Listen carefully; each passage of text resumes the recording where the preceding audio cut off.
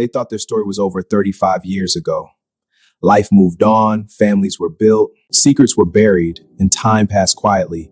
Then love came back asking one question. What if it was never too late for a second chance? The snow fell grey over Manhattan, the kind of snow that didn't promise anything beautiful, just cold. Wet misery that turned to slush the moment it touched pavement. Eric Brandon sat at his usual spot in Mulligan's bar, third stool from the end, watching condensation slide down his whiskey glass. The place smelled like stale beer and broken promises, dim enough that he didn't have to see his reflection too clearly. In the mirror behind the bottles, just a shape, a ghost of a man, 60 years old, silver-streaked hair that had once been the color of sand, pale blue eyes that had stopped looking for hope about a decade ago, settling instead into a permanent expression of tired disappointment. His face was weathered, lines carved deep around his mouth and eyes, a roadmap of everything he'd lost. The lottery ticket had made him a millionaire 3 years ago. $5 million after taxes. He'd thought it would change everything. It changed nothing. Tom, the bartender, slid the Times across the bar without being asked. Slow day. They're all slow days. Eric's voice came out gravelly. He couldn't remember the last time he'd said something that mattered. He unfolded the paper more out of habit than interest. The date caught his eye. It was 6 months old. He almost tossed it aside.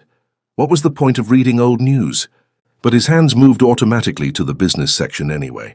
Old instincts died hard. He'd been someone once. Eric Brandon, commercial real estate developer. The man who'd turned a small inheritance into an empire. Tailored suits, corner office, handshake deals worth millions. Then 2008 hit. The memory surfaced unwanted, sitting in his office, watching his business partner's face as he explained they were finished, over-leveraged. The properties weren't worth half what they'd borrowed. Banks were calling in loans. It was over. Eric had fought for 2 years, worked 18-hour days, took out second mortgages, begged, borrowed, bled himself dry trying to save what he'd built. It died anyway. He took a long drink, letting the whiskey burn its familiar path down his throat. Jennifer had tried to stay. He'd give her that. For 2 years after the collapse, she'd held on, watching him unravel, watching him become someone she didn't recognize. When she finally filed for divorce, he'd signed the papers in the hospital, his hand shaking but not from emotion, from his first heart attack 3 weeks earlier. He'd been 44. The second heart attack came at 53. 2 days before Sophie graduated college. He'd missed the ceremony, been in the hospital while his daughter walked across that stage alone, her mother in the audience, her father too broken to show up. The memory still burned. Eric flipped past the business section, past world news, past sports. The obituaries waited in the back, printed small, easy to miss. He read them most days now, a meditation on mortality. A reminder that everyone's clock was ticking, not just his. His eyes scanned the names automatically, and stopped. Hayes Terrence Michael, 62, of Brookline, MA. The glass slipped in Eric's hand. He caught it, set it down carefully, his heart doing something dangerous in his chest. Not pain, something worse. Terrence Michael Hayes, beloved husband of Samantha, loving father to Dylan, Marcus, and Nia, passed peacefully on August 14th after a brief illness. Samantha, the name hit him like a fist. Beloved husband of Samantha. Beloved, past tense. Eric's hands started shaking as he read the rest. History teacher. Generous spirit. Survived by his wife and 3 children. He read it again. And again. Terry was dead.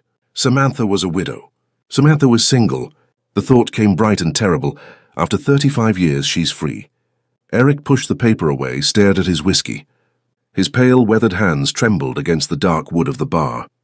In the mirror, his reflection looked back. An old man, a drunk, someone who'd given up on everything that mattered. But underneath that, something else stirred. Something he thought had died with his business, his marriage, his second heart attack, hope. He pulled out his phone. The screen lit up, harsh in the bar's dimness. His contacts list was pathetically short. Tom, the bartender. His cardiologist. A few guys he used to drink with, who'd slowly stopped returning his calls. And Sophie. They'd spoken maybe 6 times this year. Awkward conversations full of long pauses, and things neither of them knew how to say. She'd moved to California with her mother when she was 12, come back to New York for college, stayed for reasons he didn't understand. working dead-end jobs, bartending, retail, whatever paid rent. 28 years old and drifting, and he knew that was somehow his fault too. But he called anyway. It rang again. He almost hung up. "Dad?" Her voice surprised, wary. Like she was bracing for bad news. "Sophie, hi." His voice cracked. He cleared his throat. "I need to ask you something." Silence, then, "Are you okay? Is it your heart?" "No, my heart's, I'm fine. He looked down at the obituary, at Terry's smiling face in the small photo. The man who'd won. The man who'd gotten everything Eric had wanted. "I need your help with something." "What kind of help?" "I need to find someone, a woman I used to know." The words felt insane coming out of his mouth. "In Boston. And I want you to come with me." "Dad, what are you talking about? How did he explain this? How did he tell his estranged daughter that he was about to drive 300 miles to chase a woman he hadn't seen in 35 years? A woman who'd chosen someone else. A woman who probably didn't even remember him. "There's someone I need to see," Eric said quietly. "Before I die. Before it's too late. You're scaring me. Are you sick?" "Did the doctor? I've had 2 heart attacks, Sophie. Every day is borrowed time." He took a breath. I can't die without doing this. Without trying." He heard her breathing on the other end. Traffic sounds. She was outside somewhere. "Trying what?" Sophie asked. "To tell someone I love them. That I've always loved them. That I'm sorry I wasn't brave enough to fight for them when it mattered." More silence. Then so quiet he almost missed it. "The woman from your stories. The one Mom said you never got over." Eric closed his eyes. He'd told Sophie about Samantha once, years ago, when she'd asked why he and her mother had gotten divorced. He'd been drunk, maudlin, and he'd said too much. Told her about a girl with eyes like midnight, and a laugh that made the world feel possible. A girl he'd loved and lost before he even knew what love meant. "Yeah," Eric said, "her. And you want me to come to Boston with you? To do what? Watch you get your heart broken again?" Maybe he stopped. "Start over. Sophie, I know I haven't been much of a father. I know I let you down, let your mother down. I know you probably have every reason to say no. But I'm asking anyway. Please help me find her. Come with me." "Why do you need me?" "Because I'm scared." The admission cost him. "Because I don't want to do this alone. Because you're my daughter. And we've been strangers for too long. And maybe this is a chance for us to—" He couldn't finish. Sophie was quiet for so long he thought she'd hung up. "Then when?" "Soon, tomorrow, as soon as you can get here." "I have work. Quit. I'll pay you whatever you're making. I'll double it." "I don't care about the money, Sophie. I just need—" His voice broke. "Please," he heard her sigh. Heard her make a decision. "Okay," she said. "Okay, I'll come." 2 days later, Eric stood in his apartment packing. The city was going quiet under the white blanket. Everything muffled and clean. Eric's hands shook as he zipped the bag. What was he doing? Driving to Boston to find a woman who'd said no 35 years ago. Who'd chosen Terry Hayes and built a life, a family, a whole world that didn't include him. Who probably saw him, if she remembered him at all, as a mistake. A moment of weakness she'd rather forget. But Terry was dead, and Eric was still alive against all odds. His phone buzzed. Sophie, at Penn Station. Be there in 30. Eric picked up his bag, looked around the apartment one last time. At the empty bottles in the recycling. At the lottery ticket framed on the wall. $5 million and nothing to spend it on that mattered. At the life he'd been living that wasn't really living at all. He turned off the lights, locked the door behind him. The Honda waited on the street covered in snow.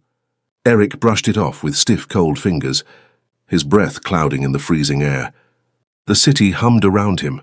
Sirens in the distance, someone shouting, the hiss of tires on wet pavement. He got in the car, started the engine, let it warm up. Through the windshield, snow fell steadily now, accumulating, covering everything, making the world new. Eric gripped the steering wheel with his pale, weathered hands and made himself a promise. He would find Samantha. He would tell her the truth.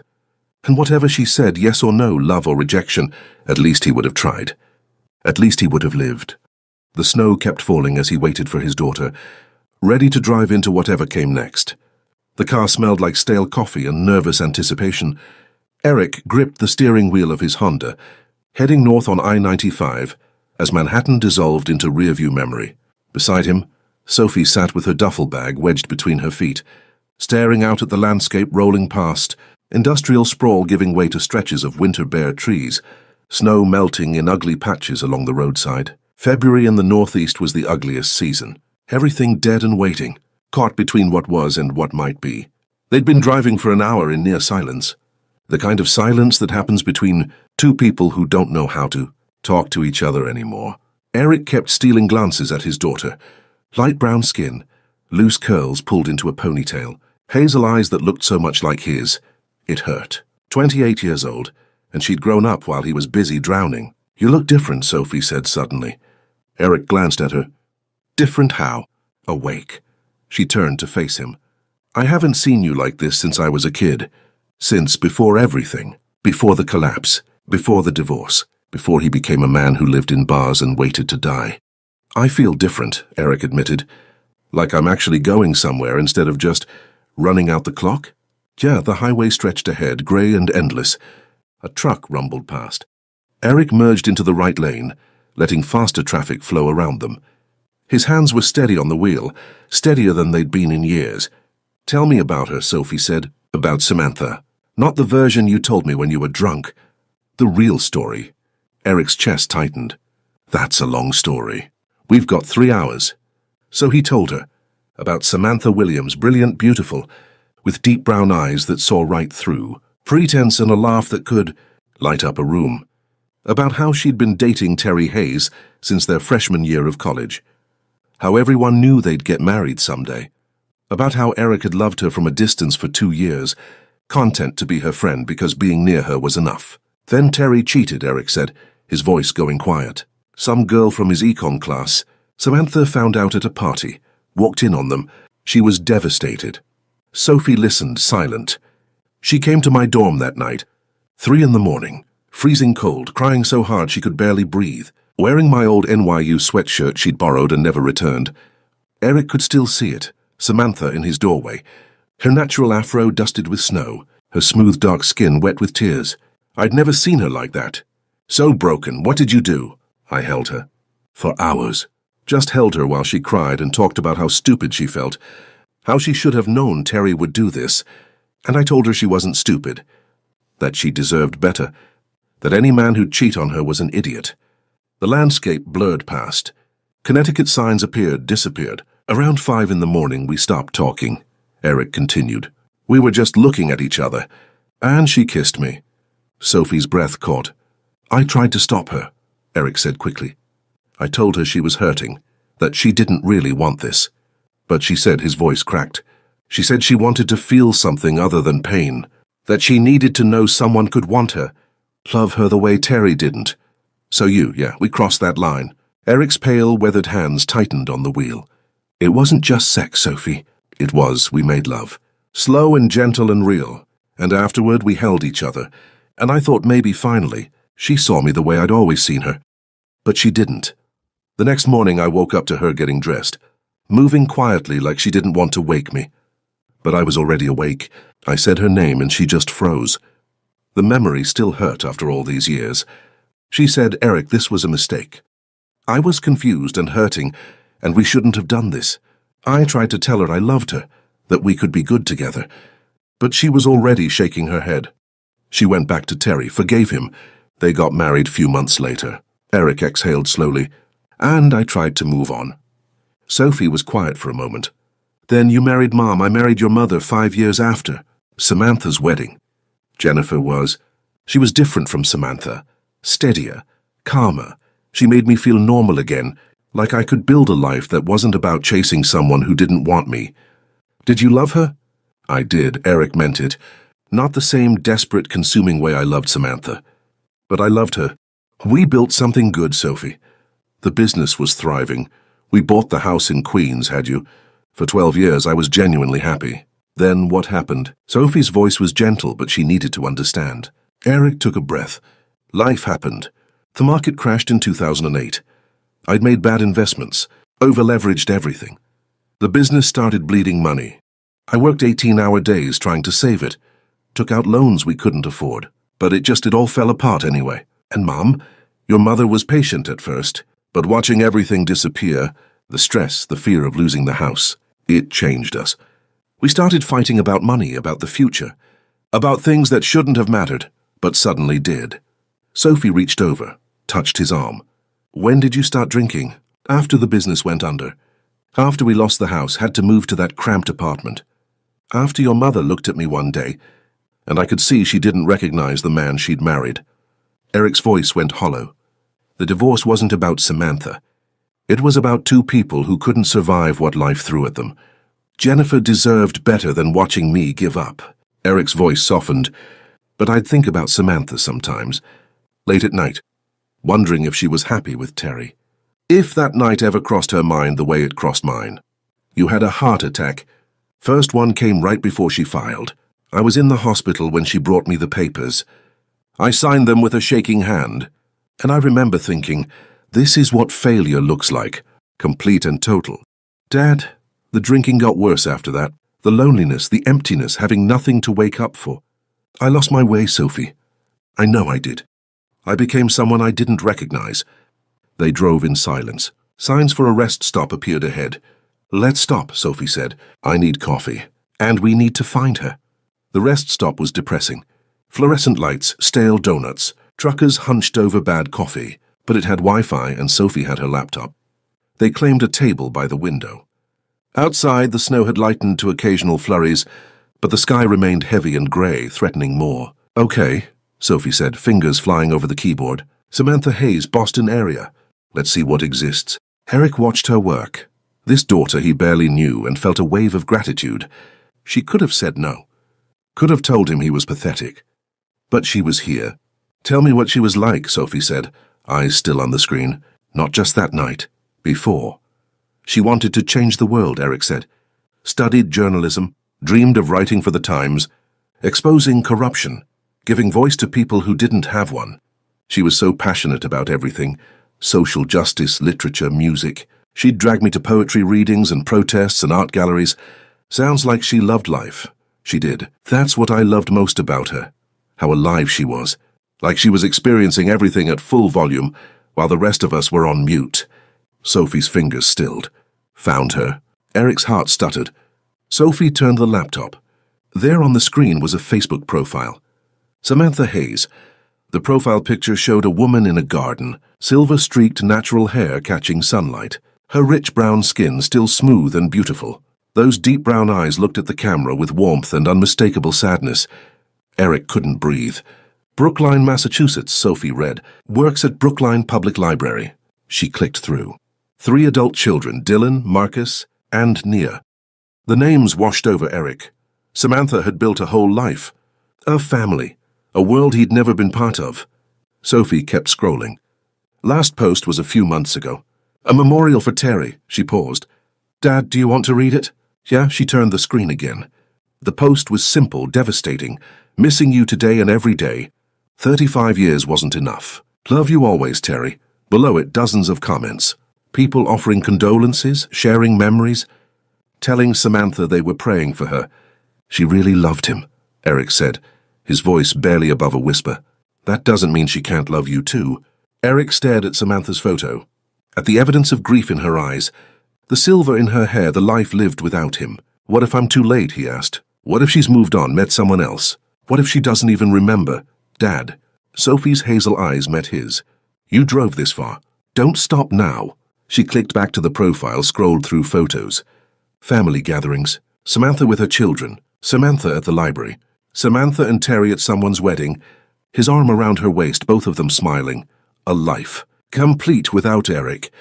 There, Sophie said, pointing to the screen. That's her address. Or at least the town. Brookline. We can find the exact street when we get there. Eric's hands were shaking. He pressed them flat against the table. She's a librarian, he said. She always loved books. Then that's where we'll find her. Sophie closed the laptop. But first we need a plan. You can't just show up at her work or knock on her door. That's creepy. Yeah. Eric ran a hand through his silver-streaked hair. I don't know what I'm doing, Sophie. I don't know how to do this. You figure it out when we get there. She reached across the table, took his hand. But you're not doing it alone. Okay? He looked at his daughter, really looked at her, and saw strength he didn't know she had. Saw Jennifer's steadiness mixed with his own stubborn refusal to give up. Okay, he whispered. Outside, the snow continued to fall lightly. Eric stood. Sophie packed up her laptop. They walked back to the car through the cold air, and Eric felt something shift in his chest. Not fear, not hope exactly, purpose. For the first time in a decade, he was moving towards something instead of away, toward possibility instead of oblivion. He started the engine. The wipers cleared fresh snow from the windshield. "Ready?" Sophie asked. Eric looked at the highway stretching north toward Boston, toward Samantha, toward whatever came next. "Yeah," he said. "Let's go." They pulled back onto I-95, leaving the rest stop behind. Snow dusting the windows as they drove deeper into the unknown. 2 weeks had passed since Eric arrived in Boston. 2 weeks of winter, slowly loosening its grip on the city. The snow had melted, leaving behind patches of dead grass and mud. The sky had shifted from relentless grey to occasional pale blue, and now in early March, the first signs of spring were pushing through.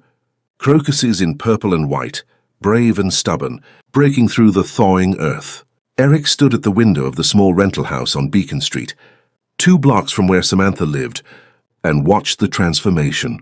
The morning light was pale, filtered through clouds that couldn't decide whether to rain or break apart. He'd been here 14 days and still hadn't approached her. "You're stalling," Sophie said from the kitchen table, where she sat with her own coffee, her laptop open to job listings she wasn't really reading. "I'm preparing." "You're terrified."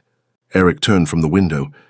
His daughter sat there in sweatpants and one of his old sweaters. Her light brown skin still creased from sleep, loose curls pulled into a messy bun. She'd been patient with him, but he could see her frustration building. "What if she doesn't want to see me?" Eric asked. "Then you'll know, and you can stop wondering for the rest of your life." Sophie's hazel eyes were gentle but firm. "Dad, you didn't drive 300 miles to stare at her house like a creeper." He'd done exactly that yesterday. Walked past her place, a neat 2-story colonial with yellow siding and a garden that was just beginning to wake up. He'd seen her briefly through the window moving around inside. Just a silhouette, but he'd known it was her. His heart had seized in his chest and he'd kept walking. "I saw her yesterday," Eric admitted. "At the library." Sophie's head snapped up. "You what?" "I went to the library. The one where she works. I sat in the reading section and just watched her." He felt pathetic saying it out loud. She was helping an elderly man find a book. She was so patient with him, so kind. Her hair is different, silver now, natural. She wears it short, and she has reading glasses on a chain around her neck. "Did she see you?" "No, I left before she could." Sophie closed her laptop with a decisive click. "Okay, no more of this. Today you talk to her. I don't care how, but you do it." "Sophie, no, Dad, you have 2 heart attacks behind you. You don't know how much time you have left. None of us do. And you're wasting it being scared." She stood, came to him, put her hands on his shoulders. "Go find her. Talk to her. The worst that happens is she says she doesn't want to see you. But at least you'll have tried." Eric looked at his daughter. This woman he barely knew, but who was giving him courage he didn't deserve. "Okay," he said. "Okay." The coffee shop was called Brew Moon, tucked between a bookstore and a yoga studio on Harvard Street. Eric had noticed Samantha stop there on her way to work. He'd seen her through the window yesterday morning, ordering something, laughing at something the barista said. He felt like a stalker. He probably was one. But he pushed through the door anyway. The shop smelled like espresso and cinnamon, warm and inviting. A handful of people sat at small tables, students with laptops, a mother with a stroller, an old man doing a crossword puzzle. Rain had started outside, light and misting, making the windows fog. Eric ordered a black coffee, his pale, weathered hands shaking as he handed over bills. The barista, a young woman with pink hair and kind eyes, gave him a concerned look. "You okay, sir?" "Fine, just cold." He took his coffee to a table by the window, sat down, tried to look casual. Tried not to watch the door like a man waiting for his execution.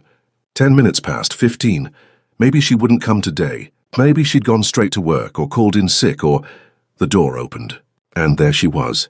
Samantha stepped into the coffee shop, shaking rain from her coat, and Eric forgot how to breathe.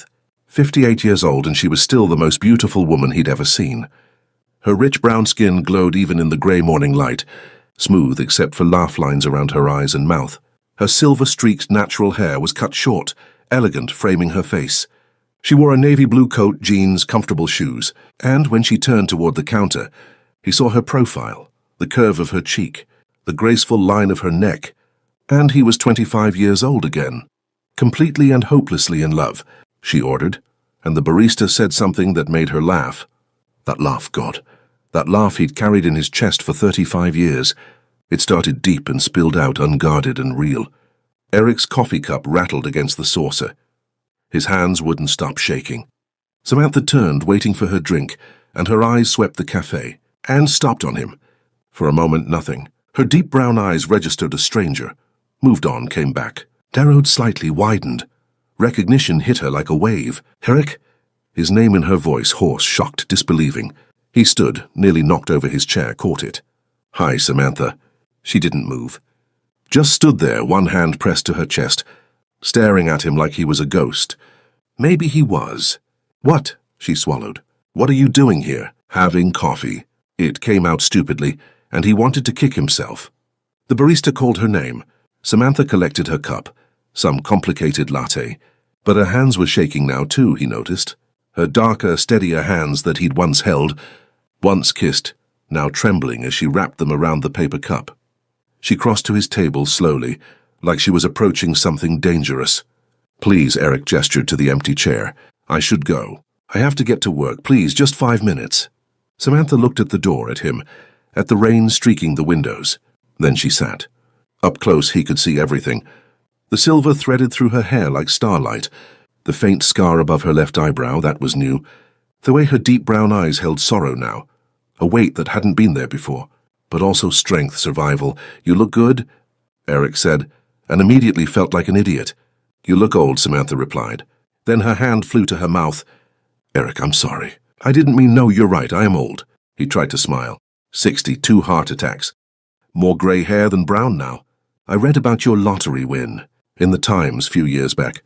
Small article. You kept track of me. No, she said it too quickly. I just saw it, coincidence. They sat in silence. The coffee shop hummed around them. Conversation. The hiss of the espresso machine. Rain tapping the windows. Two people who'd once known each other intimately. Now strangers with a chasm of years between them. I read about Terry, Eric said finally. I'm sorry. Samantha's jaw tightened. Are you? You two were never friends. The accusation hung there, sharp and true. No, Eric admitted. We weren't. But I'm sorry you lost someone you loved. Her eyes filled with tears. She blinked them back fiercely, took a sip of her latte, used the moment to compose herself. 35 years, she said quietly. We had 35 years together. 3 children. A good life. He was a good man, Eric, I'm sure he was. He was a better man than... She stopped herself. Samantha looked at him directly then, and he saw everything in her deep brown eyes. Old anger, old hurt, old love that had nowhere to go. I know this is strange. Me showing up now, Eric said. I wanted to see you, to know you were okay. After 35 years, you suddenly need to know if I'm okay. After 35 years, I'm running out of time to pretend I don't still. He stopped, reined himself in. Too much, too fast. I'm running out of time. Samantha studied him, really studied him, took in his pale, weathered face, the lines carved deep around his mouth and eyes, the way his hands trembled even when he wasn't holding anything, the evidence of a hard decade written in his skin. You've been drinking, she said. It wasn't a question. I'm not anymore.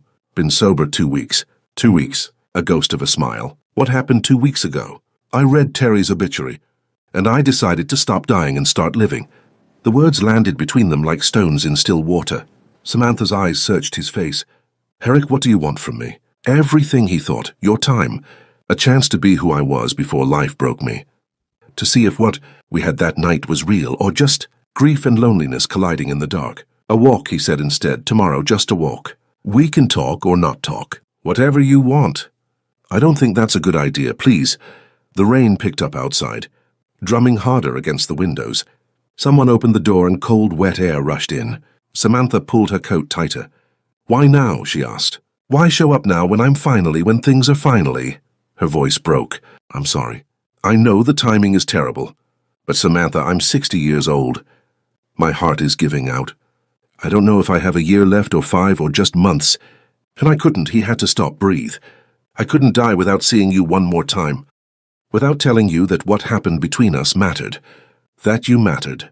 A tear slid down her cheek. She wiped it away angrily. It was one night, Eric, one mistake. Was it a mistake? Yes, but she didn't sound sure. Then take a walk with me tomorrow. Prove to yourself that it meant nothing.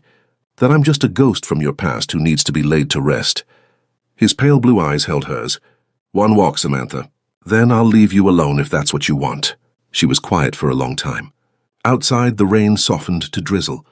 The world blurred and clarified behind the wet glass. One walk, she finally said. Tomorrow, 2 o'clock. The public garden. Thank you. Samantha stood, gathered her coat, her coffee. She looked down at him, and something in her expression shifted, softened. You really have 2 heart attacks behind you? Yeah, then take care of yourself, Eric Brandon. I don't want your death on my conscience, too. She left before he could ask what she meant by too. Eric sat alone at the table, his untouched coffee gone cold, and pressed his shaking hands flat against the scarred wood. Through the window, he watched Samantha walk away in the rain, her figure growing smaller and smaller until she disappeared around a corner. Tomorrow, the public garden. 2 o'clock. He had one chance to get this right. What would you do if your first love returned after 35 years? The public garden was waking up. Eric arrived 15 minutes early, found a bench near the lagoon where swanboats sat dormant, waiting for warmer days. The willows were beginning to show green, tender new growth against dark branches. Tulips pushed up through mulch in disciplined rows, red, yellow, pink. The air smelled like thawing earth and possibility. He'd barely slept, had stood in front of the bathroom mirror that morning, studying his pale, weathered face, wondering what Samantha would see. An old man chasing ghosts, someone who should have stayed in the past. But at 2:03 she appeared. She wore jeans and a soft green sweater that made her rich brown skin glow. Her silver-streaked hair caught the weak sunlight. She walked toward him slowly, carefully, like she was approaching something that might vanish if she moved too fast. Hi, Samantha said. Hi, they started walking. No plan, no destination. Just 2 people trying to find their way through 35 years of silence. I haven't been here in years, Samantha said, looking at the lagoon. Terry used to bring the kids here when they were little. Dylan loved the swan boats, her husband's name, her children, the life she'd built without Eric. Tell me about them, Eric said. Your kids. Samantha's face softened immediately. Dylan's 35, social worker in Dorchester, works with at-risk youth. Marcus is 30, teaches high school English. And Nia, my baby, she's 24. In medical school at BU. You raised incredible people. Terry and I raised incredible people. The correction was gentle but deliberate. They walked past the bronze statues, the memorial plaques, the flower beds just beginning to bloom. A jogger passed, earbuds in. A woman pushed a stroller, the world continuing around them. Why are you really here, Eric? Samantha asked. He stopped walking, looked at her, those deep brown eyes that had lived in his memory for decades, now watching him with something between hope and fear. Because I never stopped thinking about you, he said, and his voice cracked on the words. 35 years, Samantha, and I never stopped. Eric, I know it sounds pathetic, obsessive even, but it's true. He ran a hand through his silver-streaked hair. After you married Terry, I tried. Samantha, I tried to move on. I married Jennifer, built my business, had Sophie. And for a while I thought I was happy. Maybe I was. But there was always this empty space, this question of what if. Samantha's eyes filled with tears. You can't put that on me. I made my choice. I'm not putting anything on you. I'm telling you the truth. For once in my life, I'm being honest about what I feel. They started walking again, slower now. The noon sun broke through clouds, warmed their shoulders briefly, disappeared again. That night, Samantha said quietly. And Eric felt his chest tighten. I've thought about it too. More than I should have. It wasn't wrong, Eric said. What we did, it wasn't wrong. It was a betrayal. Terry betrayed you first. That doesn't make what I did right. Samantha stopped, turned to face him. Tears streamed down her cheeks now.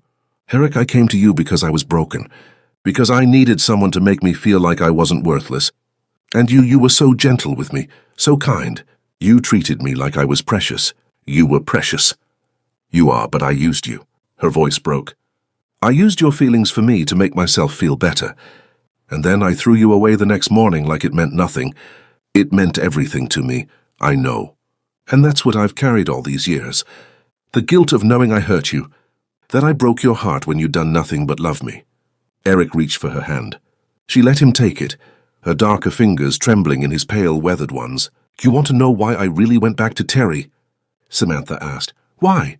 "Because I was terrified of what I felt with you." She looked up at him, and the raw honesty in her deep brown eyes took his breath away. "That night, it wasn't just comfort, Eric, it wasn't just physical. When you held me, when we made love, I felt something I'd never felt with Terry. Something so real and so big, that it scared me to death." Eric's heart hammered against his ribs. "I was 23, Samantha continued. I'd been with Terry since we were college freshmen. He was my whole world, my whole plan. And then one night with you showed me that maybe everything I thought I knew about love was wrong. That maybe what Terry and I had was just habit comfort, not real passion. So you ran. I ran, because admitting that would have meant blowing up my entire life. It would have meant admitting I'd wasted years on the wrong person, that I'd been lying to myself." She wiped her eyes with her free hand. "So I went back to Terry, convinced myself that what happened with you was just grief and confusion, that my feelings for Terry were real, and what I felt with you was just temporary insanity." "Were you happy?" Eric asked. "With him? All those years?" Samantha was quiet for a long time. They'd reached the edge of the garden, stood looking out at the street beyond, at people rushing past on their way to wherever. "I was content," she said finally. "Terry was a good husband, a wonderful father. He never cheated again. He loved me, provided for our family, made me laugh. We built a good life together, but there were nights when I'd lie awake next to him and think about you. Wonder where you were, what you were doing, if you'd found someone who made you happy. If you ever thought about me." She squeezed his hand. "And I'd feel so guilty, because I had everything. A husband, children, a home, and I was still thinking about a man I'd been with for one night." "I thought about you every day," Eric whispered. "Don't say that." "Why not? It's true. Because it makes everything harder." Samantha pulled her hand free, wrapped her arms around herself. "Eric, I'm 58 years old. My husband has been dead for 7 months. My body is falling apart. I have arthritis. I need reading glasses. I wake up 3 times a night. I'm not the girl you remember. I'm not the boy you remember either. I'm 60. I've had 2 heart attacks. I've got more pills than hope most days." Eric moved closer. "But I'm here, and you're here. And whatever time we have left, doesn't it deserve to be real? Doesn't it deserve to be happy? What if I lose you too?" Her voice was barely a whisper. "What if I let myself love you and your heart gives out? What if this is just borrowed time? Then we'll have whatever time we get." Eric reached up, gently touched her face. "Isn't that better than nothing? Isn't living really living worth the risk?" Samantha closed her eyes, leaned into his touch. "I'm scared," she said. "Me too." They stood like that for a long moment. 2 people who'd spent decades apart, now close enough to feel each other breathing. "One more walk," Samantha said, opening her eyes. "Tomorrow, and we'll see." The walks became daily. Over the next 2 weeks, Eric and Samantha fell into a rhythm. Morning coffee at Blue Moon. Long walks along the Charles River, watching the city wake up around them. Conversations that lasted hours, covering everything and nothing. They talked about their children. Samantha showed him pictures. Dylan at his college graduation, Marcus on his wedding day, Nia in her white coat at medical school orientation. Eric showed her pictures of Sophie. Admitted how much of her life he'd missed. They talked about their bodies betraying them. Eric's damaged heart that required a pharmacy of medications. Samantha's knees that ached when it rained. The way sleep became elusive. The way memories became sharper, while the present grew fuzzy. They talked about regret. "I should have fought for you," Eric said one afternoon, sitting on a bench overlooking the river. "After that morning when you left.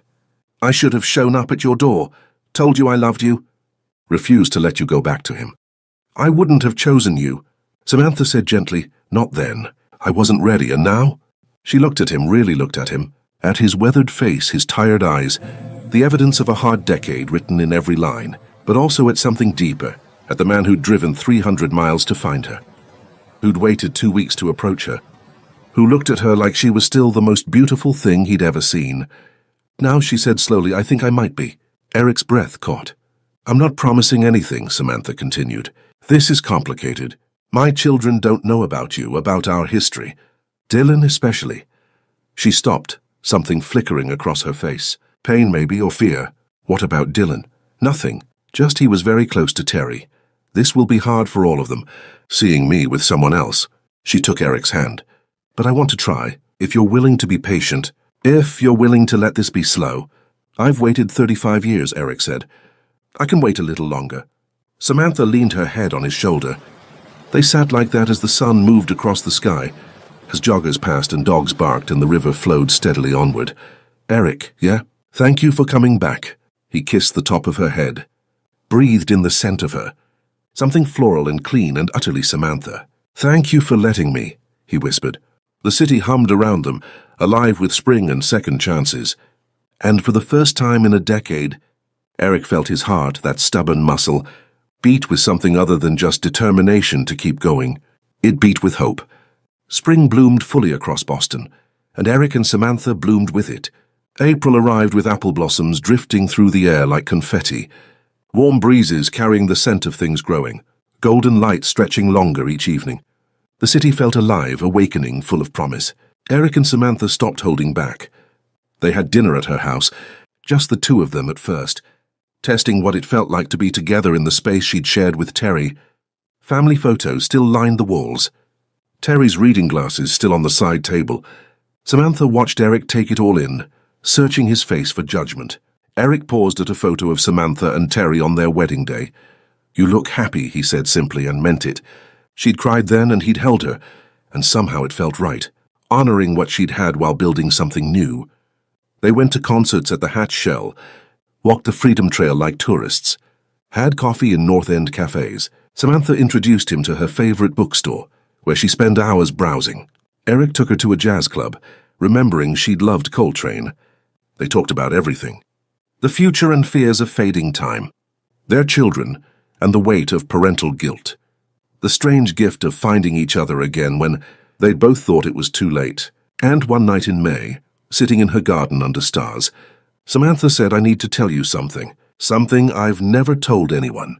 Eric's heart kicked against his ribs. Okay. She took a shaking breath. When Terry and I reconciled after that night with you, we made love within days. Maybe 2. 2 days after you and I, she stopped, gathered herself. I got pregnant. Found out 1 month later. The world tilted. Dylan, Eric said. Dylan. Samantha's deep brown eyes glistened with tears. We got married quickly. Had him 8 months after the wedding. Everyone assumed we'd just been young and impatient. Samantha, I never knew for certain if he was Terry's or yours. The words tumbled out like she'd held them for 35 years.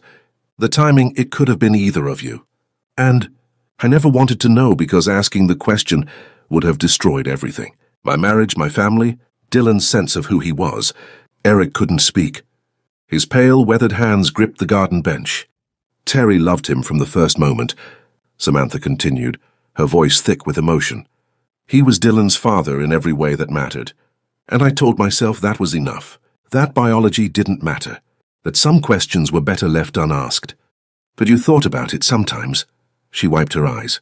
When Dylan would smile a certain way or tilt his head. He has blue-gray eyes, Eric. Terry's eyes were brown. Mine are brown. I explained it away.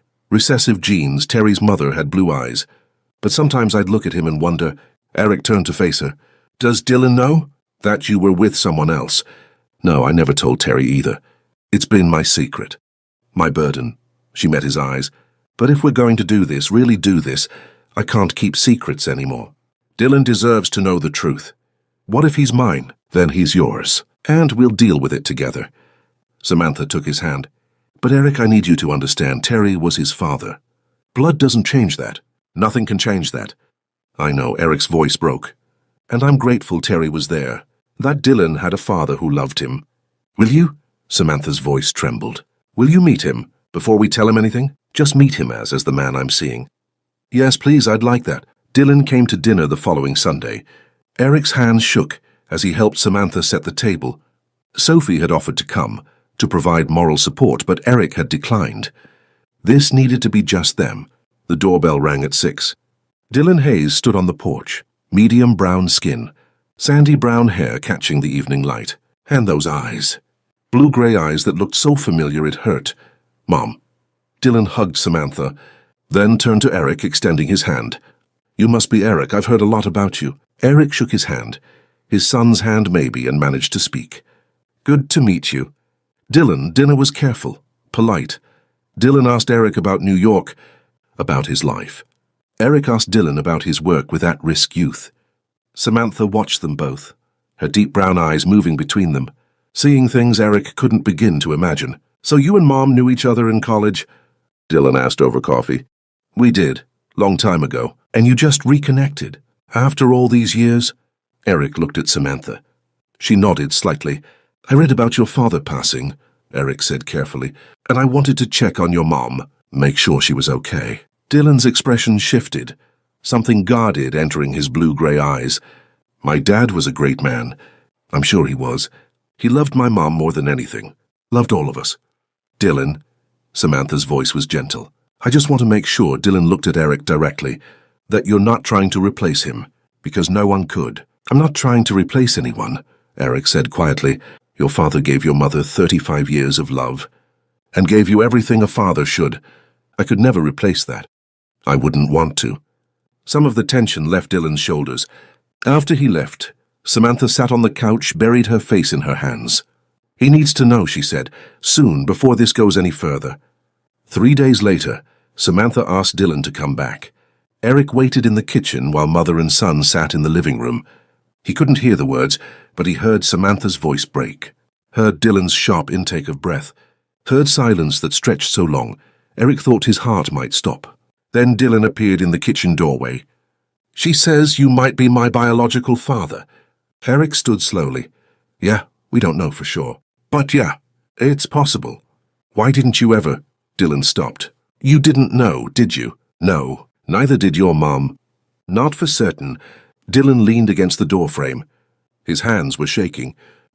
I don't know how to process this. "We can do a test," Eric said, "if you want to know. Or we can leave it alone. Whatever you need." "My dad just died," Dylan's voice cracked. 7 months ago. And now I'm supposed to, what? Find out he might not have been my real father." "He was your real father," Eric said firmly. "Dylan, listen to me. Biology doesn't make someone a father. Terry raised you, loved you, was there for every moment of your life. That makes him your father. Nothing can change that." Tears streamed down Dylan's face. "Then why does this matter? Why do I need to know? Because your mother and we're trying to build something, and she doesn't want secrets between us, between any of us." Eric moved closer. "But Dylan, you get to decide. It's your choice. You want to do the test, we'll do it. You want to leave it alone, we leave it alone." Dylan was quiet for a long time. "Then I want to know. I need to know." The wait was agony. 2 weeks for the results. 2 weeks of Eric barely sleeping, of Samantha carrying her guilt like stones, of Dylan avoiding both of them, processing everything alone. Sophie held Eric together, made him eat, made him walk, made him breathe. "Whatever the results are," she said, "you deal with it. You don't run." "I'm terrified," Eric admitted. "I know, but you're here. That's what matters." The envelope arrived on a Tuesday.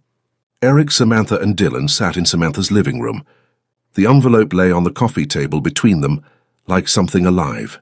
"I'll open it," Dylan said. His hands shook as he tore the paper. His eyes scanned the page. His face went pale. "Dylan?" Samantha's voice was barely a whisper. He looked up at Eric. 99.9% probability. His voice was hollow. "You're my biological father." The room fell silent, except for the ticking of the old clock on the mantel. Eric felt tears streaming down his weathered face before he even knew he was crying. "I'm sorry," he choked out. "I'm so sorry I wasn't there. For all those years, for everything I missed. I'm so sorry." "You didn't know." Dylan's voice was thick.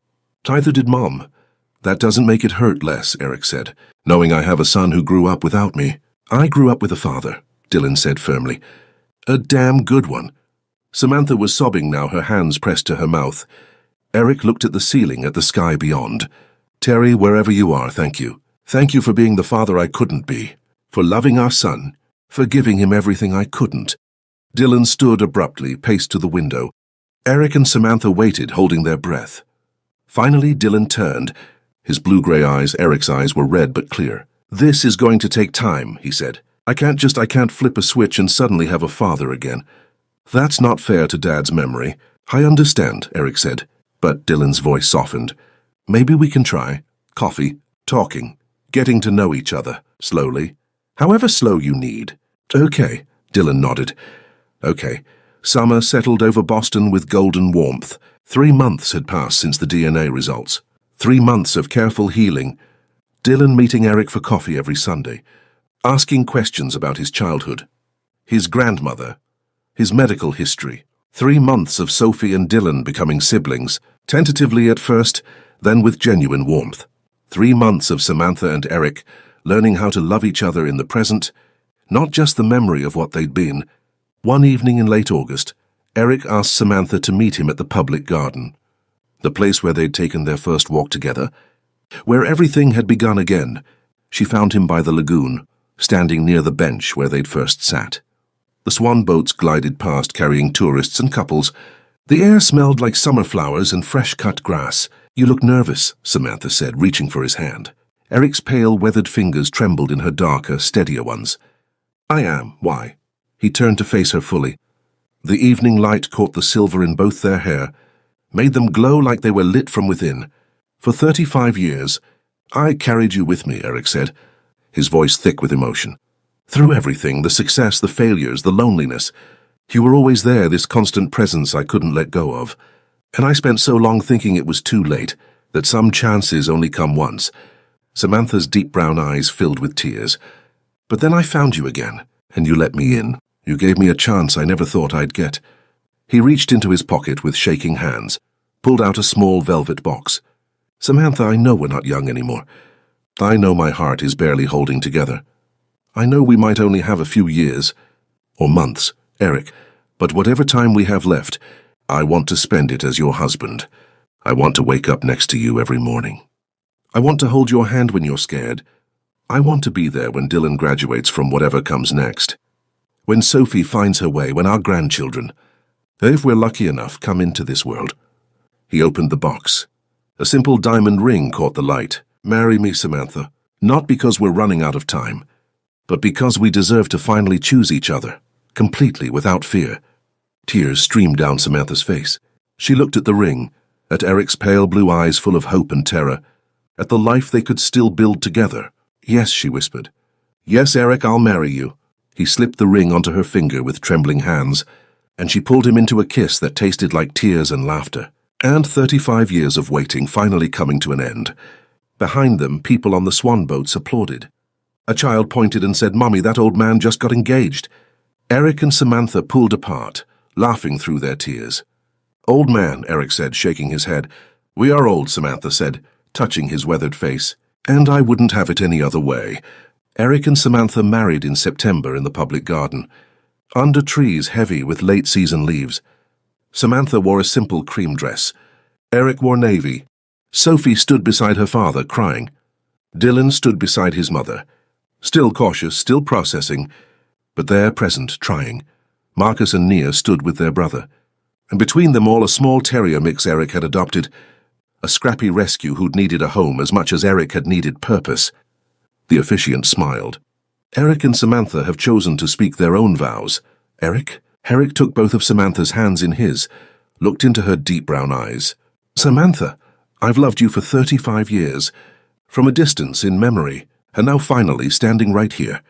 I vow to love you fiercely with whatever time we have left, to hold you close, to choose you every single day for as long as I'm breathing. You are my second chance, my first love, my last love." The officiant turned to Samantha. "Samantha?" Samantha's voice trembled but held steady, her deep brown eyes glistening. "Eric, that night 35 years ago, you showed me what real love felt like, and it terrified me so much I ran. I won't run anymore. I vow to love you without fear, without holding back, without letting the shadow of death keep me from living fully in whatever time we have. You are my what if come true, my brave choice, my second chance at first love. And I choose you completely, finally, forever." There wasn't a dry eye in the garden. The officiant cleared his throat, smiling. "By the power vested in me, I now pronounce you husband and wife. Eric, you may kiss your bride." Eric pulled Samantha close, his pale hand cupping her face, and kissed her deeply. Not the careful kiss of old people afraid to feel too much, but the kiss of two people who'd waited 35 years and weren't wasting another second. The garden erupted in applause. The handful of friends who'd gathered to witness two people, proving it's never too late for love. That evening, Eric and Samantha walked along the Charles River at sunset, his pale hand in her darker one, fingers intertwined. Behind them, Sophie and Dylan followed, the rescue dog trotting between them. The river caught the dying light, turned it gold and amber. "We deserve this," Eric whispered. "You and me." Samantha stopped, turned to face him. The sunset lit her face, caught the silver in her hair, made her rich brown skin glow. "We always did," she said, and she kissed him while the world turned golden. Two people who'd found their way home after 35 years of being lost. Not young, not promised tomorrow, but together. Finally, in whatever time remained, 23 years later, Samantha sat in her favorite chair by the window, the one that caught the afternoon light just right, and looked at the faces gathered around her. Her grandchildren, some sitting on the floor, some squeezed onto the couch, all of them watching her with rapt attention, the way children do when a story is ending. "So Grandpa Eric really wasn't Grandpa Terry?" one of them asked. "Grandpa Terry was your grandfather in every way that mattered," Samantha said gently. "He raised your dad, loved him, was there for every moment. But yes, Eric was Dylan's biological father. And you didn't know for all those years?" "I didn't let myself know." "There's a difference." Outside, the garden was in full bloom. Roses Eric had planted their first year together. The vegetable patch they'd tended side by side every summer. The bench where they'd sat every evening watching the sunset. "Tell us about after," another grandchild said. "After you got married." Samantha smiled. "We loved fiercely. Every single day, Eric and we knew our time was borrowed, so we didn't waste a moment of it." She could still feel his hand in hers. 22 years of morning coffee, of walks along the river, of arguments about whose turn it was to do dishes, and making up in ways that made them both laugh at their age. 22 years of Eric slowly, carefully building a relationship with Dylan. Of family dinners that started awkward and became warm. Of Sophie and Dylan becoming real siblings, not just people who shared a father. Did it hurt when he died? The question came softly. "Like losing half my soul," Samantha said honestly. "But I was grateful. So grateful for every year, every day, every moment." Eric had died at 82, his heart finally giving out on a Tuesday morning while they sat in the garden. He'd been holding her hand, had looked at her with those pale blue eyes and whispered, "Best 22 years of my life." And then he was gone. Sophie had held her while she cried. Dylan had held her. Her children from Terry, Marcus, and Nia had held her. They'd all grieved together. This patchwork family built from loss and love and second chances. "Do you miss him?" "Every day. But I see him in your father's eyes, in the way Sophie laughs, in this garden we built together." Samantha touched the locket at her throat, the one with both their pictures, Terry on one side, Eric on the other. Both men who'd loved her. Both men she'd loved. And I'm grateful I got to love them both, that I was brave enough finally to choose happiness. The children were quiet, processing. "What's the moral of the story, Grandma?" the youngest asked. Samantha looked at each of their faces, some with Terry's features, some with Eric's, all of them beautiful and loved. "That it's never too late," she said. "Never too late to be honest, to be brave, to choose love even when you're scared. That second chances are real if you're willing to fight for them. And that the people we love, they never really leave us. They live on in the choices we make, the love we give, the stories we tell." She looked out at the garden, at the empty bench where Eric used to wait for her every evening. "Now," Samantha said, standing slowly, her 81-year-old body protesting but strong. "Who wants to help me pick tomatoes for dinner?" The children scattered into the garden, their laughter filling the air. And Samantha stood in the doorway watching them, feeling Eric's presence like sunlight on her skin, like love that never dies. She had been blessed, twice over, and that was enough. Love, honesty, and courage don't have expiration dates. No matter how much time has passed, it's never too late to make amends, embrace second chances, and choose happiness. The people we love, the risks we take, and the truths we face are what give life meaning. Thank you for spending this moment with me. I'll see you in the next one.